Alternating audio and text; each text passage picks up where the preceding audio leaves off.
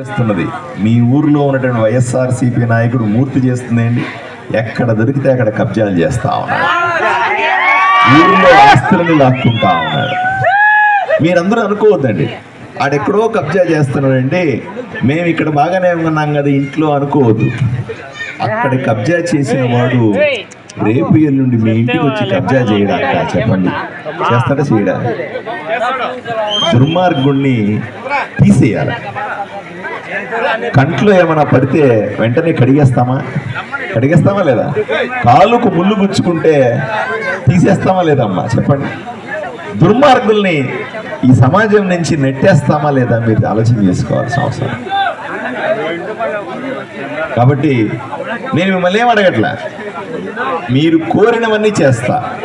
మీ దుర్మార్గులతో మిమ్మల్ని పీడిస్తున్నటువంటి, మిమ్మల్ని హింసిస్తున్నటువంటి దుర్మార్గులతో నేను పోట్లాడతా. మీరు అనుకుంటారేమో నేను డాక్టర్ పార్సాది అమాయకంగా కనబడుతున్నాను అనుకున్నాను. నేను ఇట్లాంటి లీడర్ని కాదు, నరేంద్ర మోదీ గారి శిష్యుడిని. అయ్యా రేపు ఎల్లుండి అవసరమైతే ఆదోని నియోజకవర్గంలో నిధులు తక్కువ ఉన్నాయంటే చంద్రబాబు గారి దగ్గరికి వెళ్తా.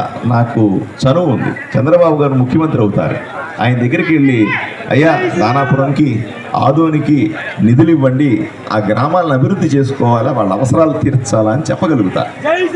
ఆయన నిధులు ఇవ్వలేని పరిస్థితుల్లో ఉండి నిధులు సాలకొస్తా ఉన్నాయని చెప్తే నేరుగా నరేంద్ర మోదీ ప్రధానమంత్రి దగ్గరికి వెళ్ళి నేను పేపర్ మీద సంతకం పెట్టించుకురాగలుగుతా. ఆయన దగ్గర నాకు అంత చనువు ఉంది.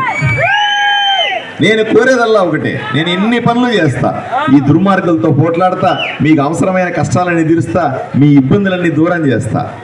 నేను ఒకటి అడుగుతా, 2 చేతులు ఎత్తి ఒక్కసారి నన్ను ఆశీర్వదించండి. ఏమడగా, నీ ఆస్తులు ఏమని అడుగుతున్నానా, నీ జేబులో డబ్బులు ఏమని అడుగుతున్నానా?